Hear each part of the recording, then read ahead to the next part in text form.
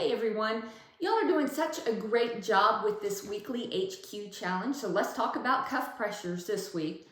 What is the normal endotracheal tube cuff pressure range? Well, that's 20 to 30 centimeters of water pressure. Why is that important?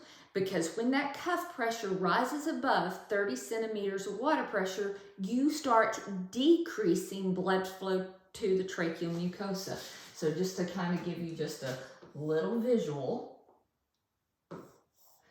here's our airway, here's that cuff, and when we inflate that cuff, we want it to just touch the airway, okay? We don't want the pressure inside that cuff any higher than 20 to 30 centimeters of water pressure. Well, let's just say that differently. We don't want it to go above 30 centimeters of water pressure, because what that'll do is that outward pressure that is applied to the tracheal mucosa will be so much that blood flow is diminished. So we start having all sorts of problems with ischemia and infarction of that tissue.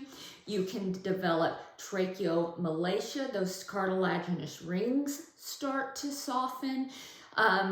If there is any type of ulceration, as that ulceration heals, it can cause tracheal stenosis or a narrowing of that trachea.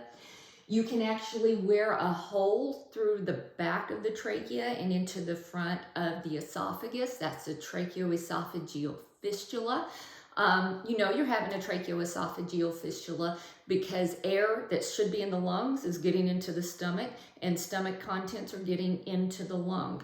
Another hazard would be a tracheoinnominate artery fistula.